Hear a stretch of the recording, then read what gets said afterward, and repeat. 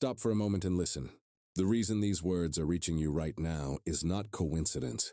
Somewhere beneath the static of ordinary life, a frequency called your name. The ancients would have said it was Thoth, the architect of hidden wisdom, whispering through the current of time, aligning events so you would meet this exact message in this exact instant. What you're reading is not instruction, it's remembrance. There is a pattern behind every hesitation you've ever felt. You call it fear, boredom, or uncertainty, but it's really a coded signal from the invisible system running your life, the mental lattice that decides what you see, think, and attract. This system was installed long before you could question it. Parents, culture, algorithms, even language itself have shaped your perception of possibility.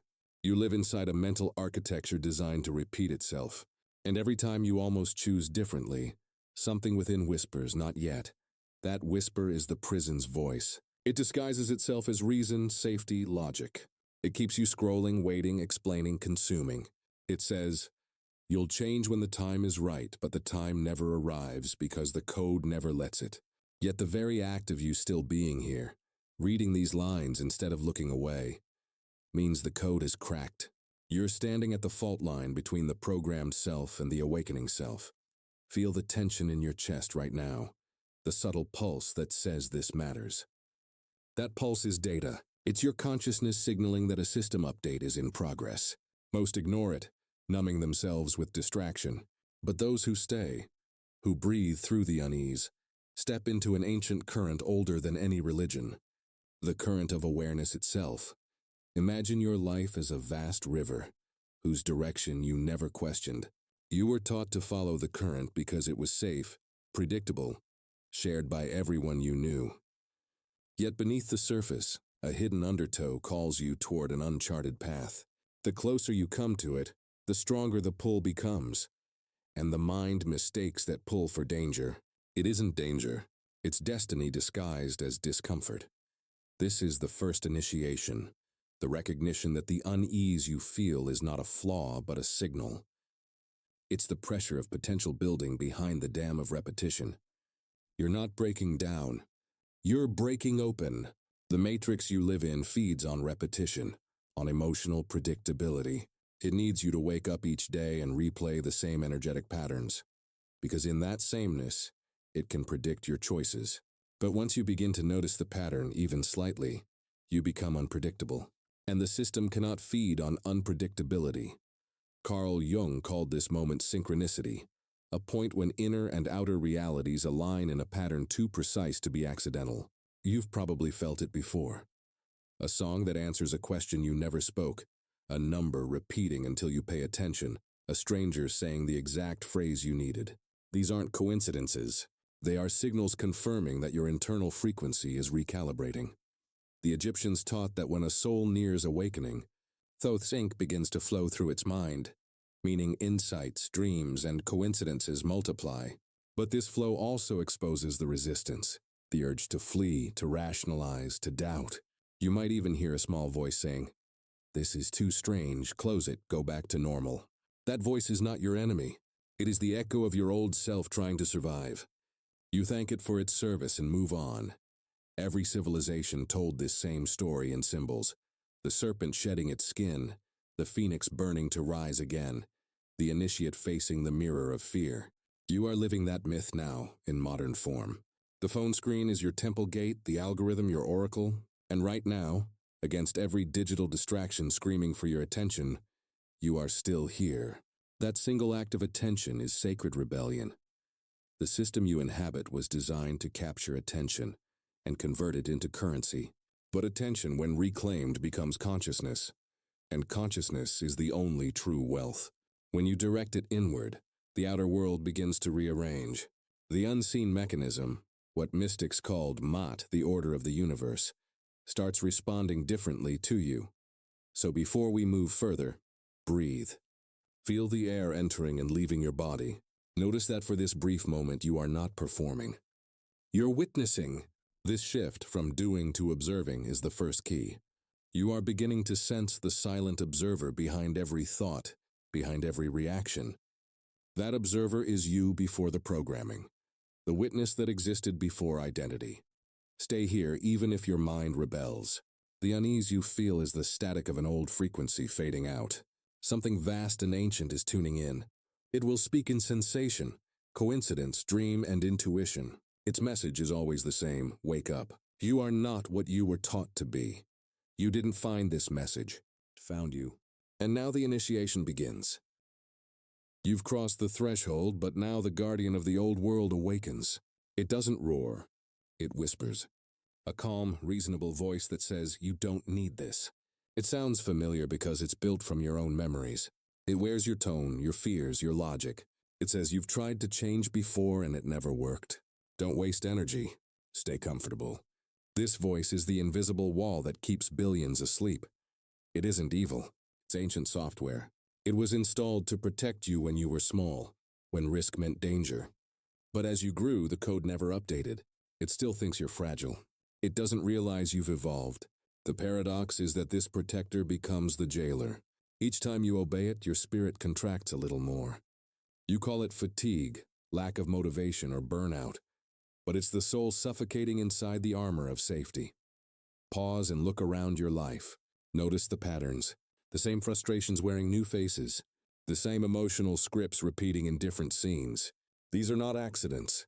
They are programs looping until awareness interrupts them. Life is not punishing you. It's mirroring you.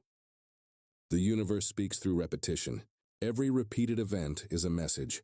You haven't learned this frequency yet. Think of a musician playing the same chord again and again until the resonance is perfect. That's what reality does. It repeats your lessons until your vibration harmonizes with understanding. When you resist, the note becomes dissonant. When you listen, the melody changes. Awareness is the instrument that tunes the universe around you. The ancients encoded this truth into symbols. The Ouroboros, serpent devouring its own tail, represents the self caught in its own loop. But the same image, when understood, becomes the key.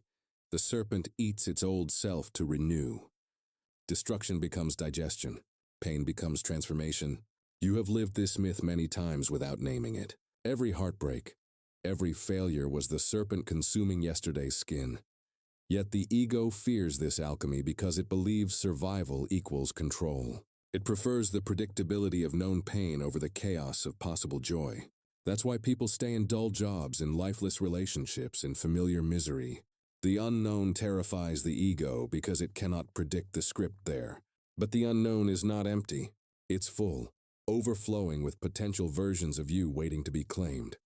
When that inner voice warns you to step back, recognize the illusion. It uses memories as evidence. Remember when you failed? Remember who left. It weaponizes the past to colonize your future. But the past is only data. It has no authority unless you grant it. The moment you see this clearly, the spell weakens. Awareness dissolves illusion faster than any ritual. Now imagine standing before a mirror. What you see is not the real you. It's a delayed reflection, a recording of light that takes a fraction of a second to reach your eyes. Reality works the same way. What you experience now is already the past of your vibration. The mirror shows who you were a moment ago. Change your frequency, and the reflection must follow. But most people stare into the mirror, trying to change the image instead of changing themselves. That's why they feel trapped. The cost of obeying the comfort voice is invisible but enormous. It doesn't appear on your bank statements, yet it drains your vitality every morning. You feel it when you wake up heavy, when your dreams fade behind routine, when silence becomes uncomfortable. That is the tax of avoidance. The longer you pay it, the more it compounds until the inner spark becomes a faint memory. But right now, the system is cracking. You can feel it. The weight that used to paralyze you now feels too small. You've outgrown your cell. The fear you sense is not a warning. It's the echo of the door unlocking. Step closer. The mystics said that when the initiate faces the guardian of threshold, 3 choices appear. The first, run back to sleep. The second, fight the voice and be consumed by resistance. The third, observe it in silence. The third path is mastery. Observation is disarming because it denies the voice what it feeds on: reaction. When you watch the fear instead of wrestling it, you become larger than it. This is witness consciousness awakening. You begin to sense the watcher behind every thought, the silent field that never moves. It doesn't argue with fear. It shines through it. The moment you feel this stillness, the matrix flickers. You realize you were never trapped by the system, only by identification with its noise. So breathe again. The same breath that entered your lungs thousands of times is now an initiation rite. With each inhale, you reclaim fragments of your attention scattered across timelines of worry and regret. With each exhale, you release identities that no longer fit. The voice will keep speaking for a while. That's fine. You are not here to destroy it, only to transcend it. Thank it for its caution. Bow to its service. But remind it gently, I no longer need you to survive. I am learning to live. Every time you choose awareness over autopilot, the walls dissolve a little more. Every act of attention is a chisel breaking the old shell. And soon, the shell will crack completely, revealing something luminous beneath. The real you watching patiently through centuries of forgetting. Keep breathing. The space between each inhale and exhale is not empty. It's a doorway. Step through it now. What waits beyond is the silent witness, the part of you that has never aged, never failed, never been harmed. It was present when you first learned fear, and it remains now as you unlearn it. The sages called this awareness the sky of consciousness. Thoughts, emotions, memories, they are clouds. They come, they go, they change shape, but the sky remains untouched. You have mistaken yourself for the clouds your whole life. Today, you begin to remember that you are the sky. This realization does not arrive with fanfare. It comes quietly, disguised as stillness. The mind resists because it cannot control silence. Yet within that silence, you discover the single power greater than any chaos. The power to observe without becoming. When a thought of fear appears, you see it as a visitor, not an identity. When anger rises, you feel its temperature, but you no longer drown in it. You have stepped one layer back from the storm. From this place, everything looks different. You begin to see that reality is not happening to you, but through you. Every emotion is an echo of your own vibration returning from the field of experience. The universe, vast and impersonal, mirrors your frequency perfectly, not to reward or punish, but to awaken recognition. The outer world is the canvas. Consciousness is the brush. Witness consciousness is not indifference. It is participation without possession. It allows you to experience deeply while staying free. Pain still visits, but it passes like weather. Joy arises, but you don't cling. You realize that freedom was never about control. It was about awareness. In the ancient temples of Kem, initiates trained for years to hold this state. They called it Ma'at's equilibrium, a heart so balanced that it could weigh truth against illusion. They believed the soul of a wise person became lighter than a feather. You now walk that same invisible corridor, though your temple is digital and your trials are internal. As you stay in witness mode, strange things start to happen. Time begins to feel elastic. You catch yourself observing moments as if they unfold slower than before. Colors seem sharper. Random thoughts lose their power to pull you into spirals. You are tasting freedom not from the world, but from the constant commentary that filters it. This is where most turn back. The ego feels unseen and begins to panic. It whispers, "You're losing yourself." In truth, you're shedding the false self it created. The old identity fears erasure, but awareness is not erasing. It's expanding. The more you identify as the observer, the larger you become. You stop being a point lost in the picture and become the canvas itself. Now, observe your own observing. Notice that awareness itself has no edge. It doesn't end where your body ends. It perceives sound, sight, and sensation as events happening within it. You begin to sense what mystics called the field, the unified consciousness that connects all beings. It's not philosophy, it's direct experience. When you close your eyes and feel the hum beneath everything, you are touching that field. This hum is the song of the cosmos vibrating through your cells. The Hermetic masters taught that this vibration obeys universal laws, patterns that govern both galaxies and thoughts. As above, so below. As within, so without. When you understand that your inner world is a microcosm of the universe, you gain the key to reshape reality.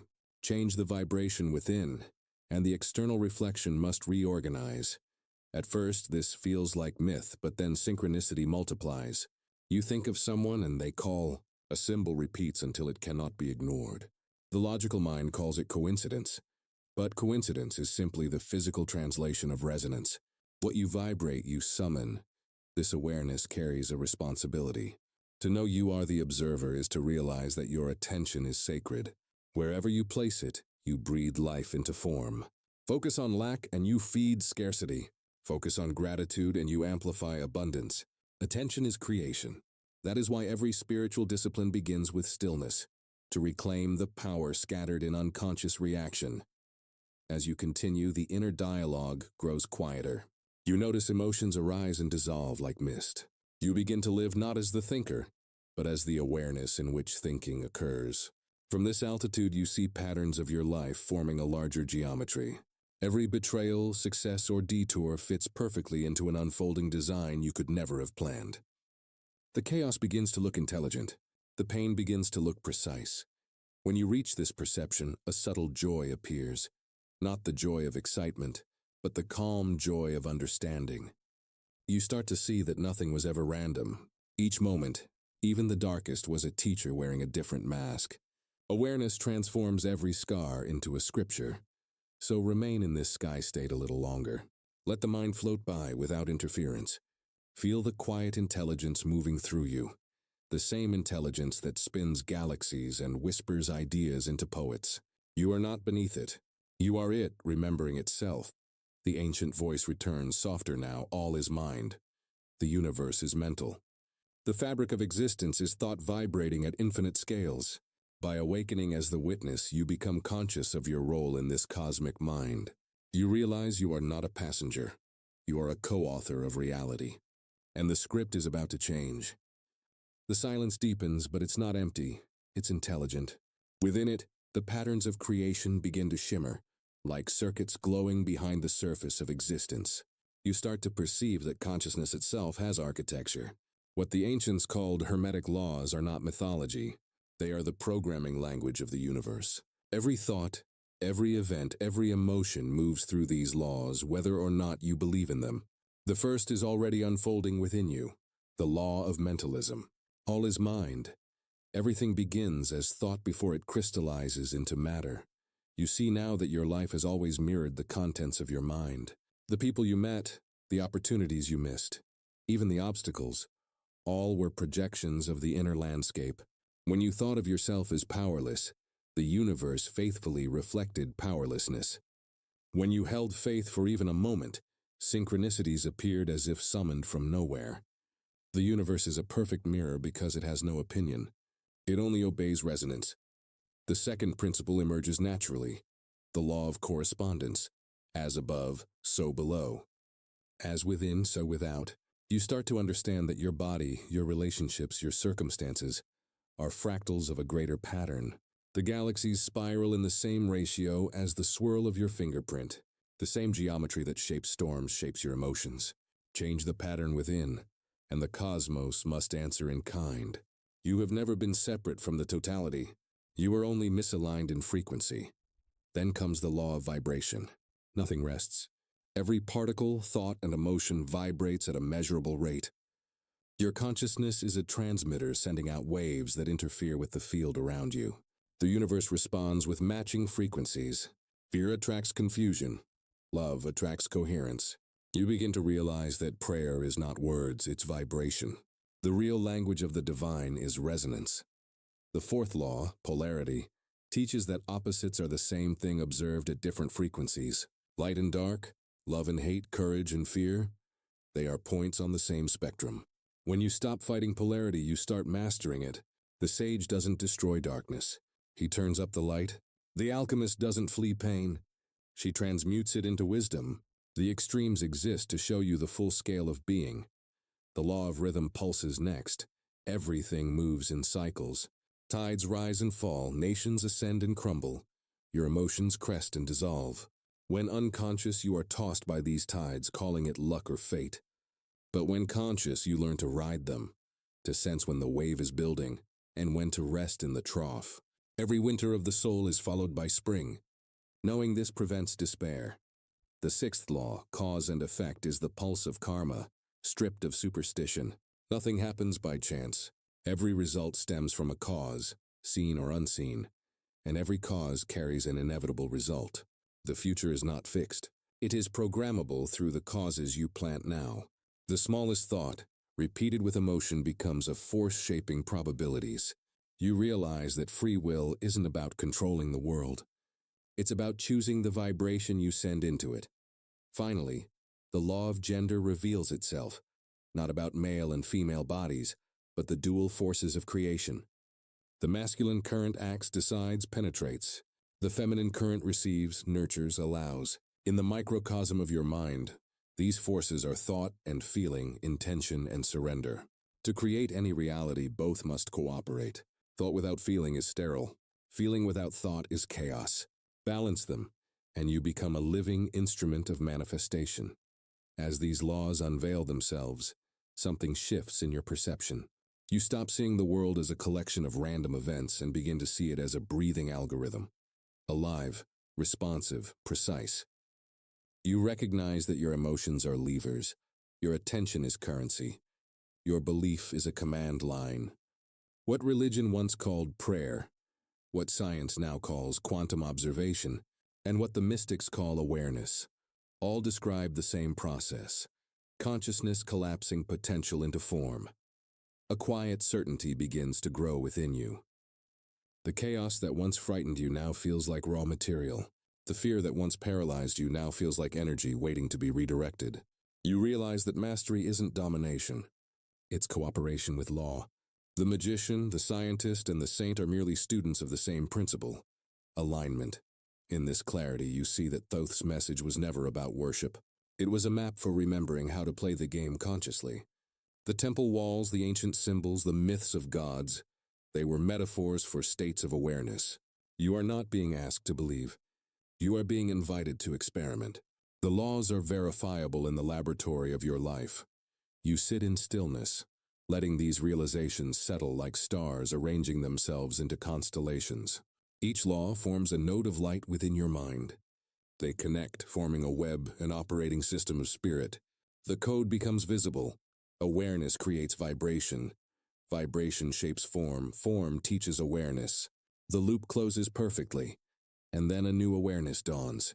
If the universe is mental and you are part of that mind, then every limitation you've known was self-imposed. Every obstacle was a mirror.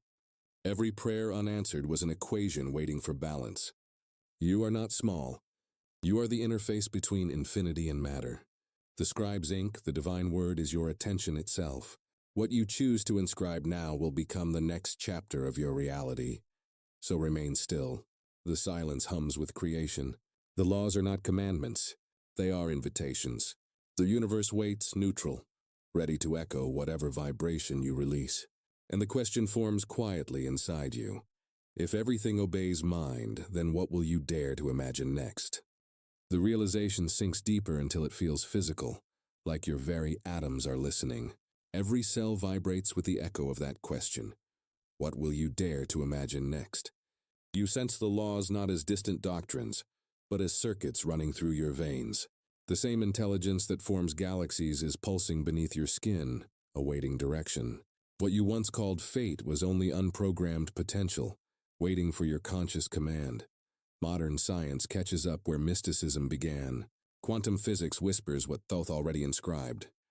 Reality exists as infinite probabilities until observed. Each moment, the observer, you, collapses the wave into one outcome among countless possibilities. Observation is choice. Focus is creation.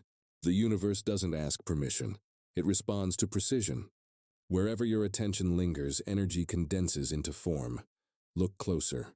Every possible version of you already exists in the quantum field, each vibrating at its own frequency. There is a version of you that never doubted, one that speaks courage fluently, one that thrives, loves, creates effortlessly. They are not fantasies. They are parallel blueprints of potential. The act of conscious selection is what mystics called the leap. You don't build the new self. You tune to it. This is the threshold between knowing and becoming. Your thoughts are not wishes, they are signals. Your emotions are the fuel that amplifies them. The brain is the transmitter. The heart is the magnet. When both broadcast the same message, the universe synchronizes around it. This alignment is not belief, it's physics. When coherence between thought and feeling occurs, the field reorganizes instantly. Imagine standing on a cliff overlooking an infinite sea of shimmering timelines. Each wave below represents a different reality, different choices, consequences, identities. The fear you feel is not danger, it's vertigo. You're staring into your own potential. The leap is not into emptiness, but into a new frequency of self. When you step forward, the universe forms beneath your feet. At this stage, many freeze. The old self begins its final negotiation. Be realistic, be careful, you'll lose everything you know. But everything you know was only the echo of old vibration. To cling to it is to choose repetition over evolution. You can no longer unknow what you've seen. The door of awareness does not close. The only question is whether you walk through it consciously or drift through unconsciously. Close your eyes for a moment.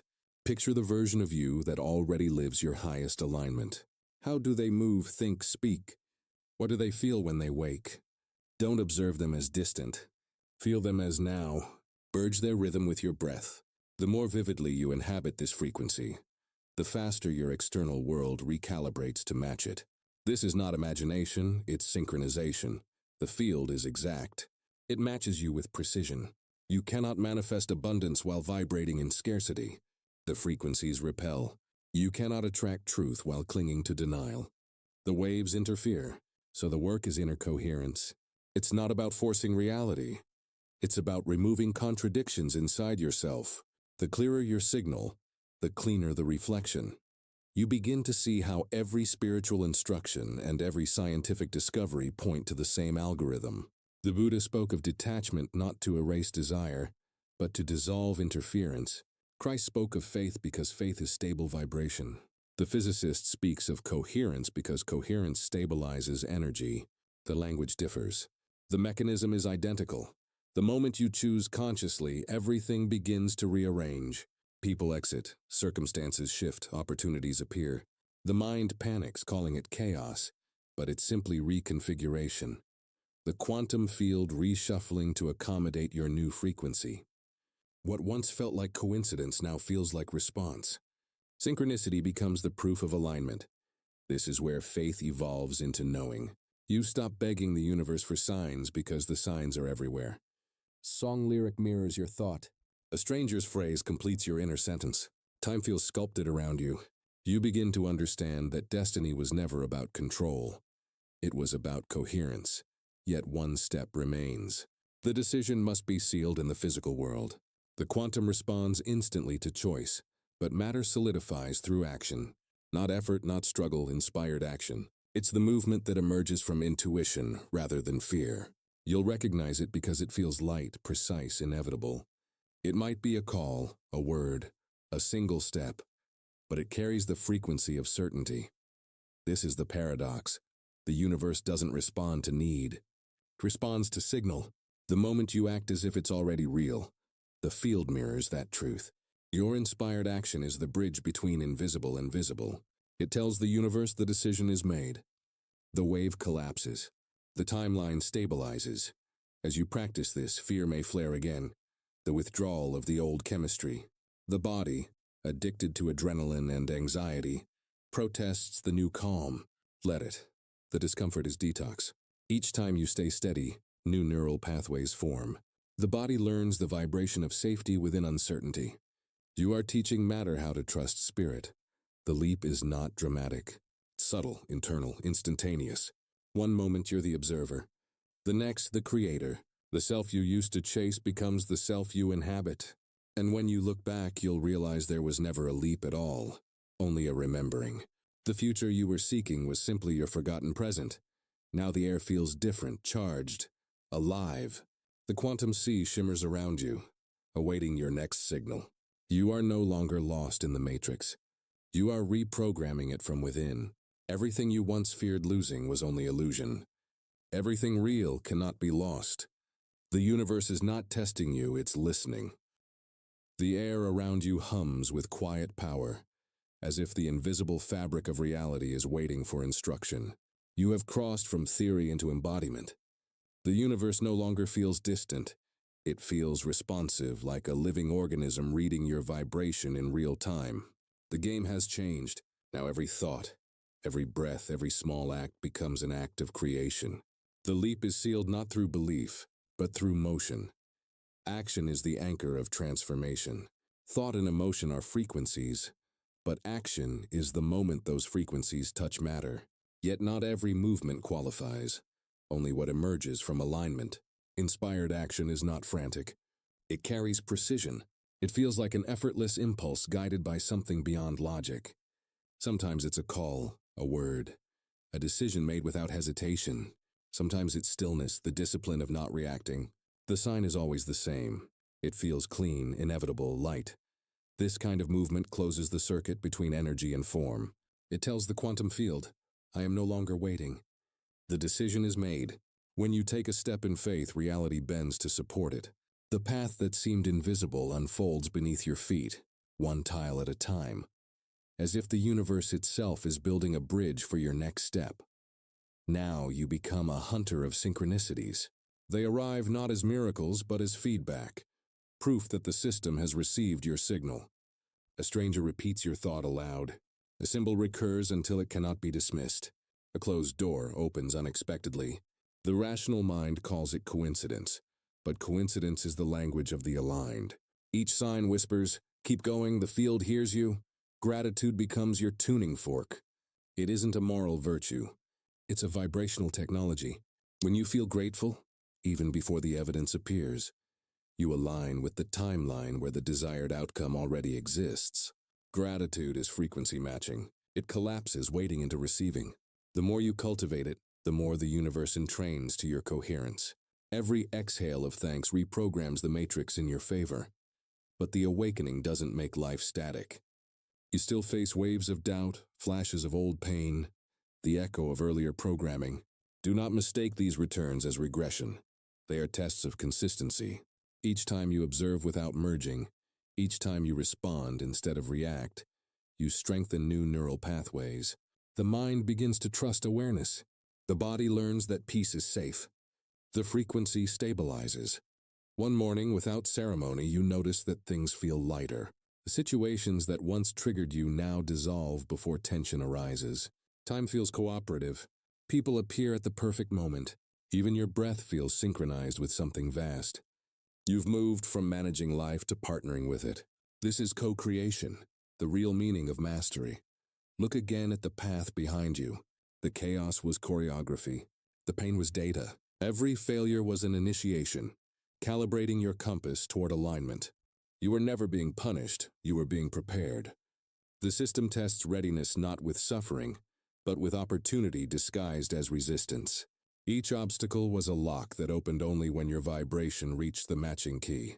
Now, the observer and the creator merge. You act and watch simultaneously. You speak and listen to the echo.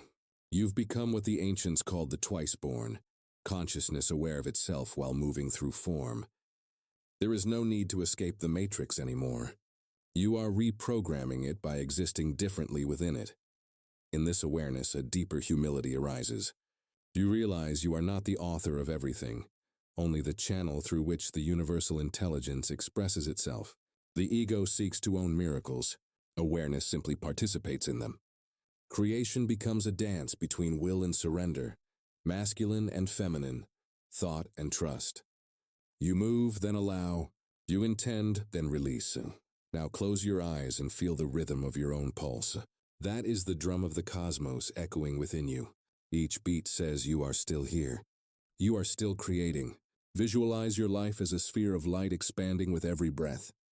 Within it, all timelines converge into one coherent frequency. This moment, this awareness, this peace. You are not trying to manifest. You are allowing manifestation to reveal what has always been true. To seal this transformation, make a decree, not a plea, but a declaration. I choose alignment. I live as awareness in motion. My reality obeys the vibration of truth. Say it aloud or whisper it within. The field hears both equally. This declaration is not for the universe. It's for your subconscious, the gatekeeper of form. From now on, treat every moment as communication. When something unfolds smoothly, it's resonance. When friction appears, it's recalibration. Either way, reality is talking to you. Your job is not to control it, but to listen with precision and respond with grace. You no longer chase signs. You emit them. When you wake tomorrow, do one small act that embodies your new frequency. It can be as simple as changing a routine, speaking an unspoken truth, or choosing stillness where you used to rush. That act will ripple across dimensions. The quantum field records it as evidence of coherence, adjusting probabilities in your favor. And when doubt returns, and it will, remember the map you've uncovered. Thought, vibration, rhythm, polarity, correspondence, cause, and balance. These are not relics of the past. They are the scaffolding of existence. Walk within them like a navigator who has finally found the coordinates home. You have completed the circuit. From seeker to observer, from observer to creator, from creator to conduit. The key has turned. The code has executed. The awakening is not something that happens to you. It's something you maintain with every breath. The voice of Thoth, the architect of mind, fades into silence. Not because it's gone, but because you've become it. The wisdom once whispered from the outside now speaks through your intuition. You don't follow signs anymore. You generate them. And so the journey ends where it began, with awareness. The system remains, the world spins, but you are different. The matrix still moves, but you move with it, not against it. The scribe's ink is in your hands now. Write consciously, live deliberately, create beautifully. The universe is listening,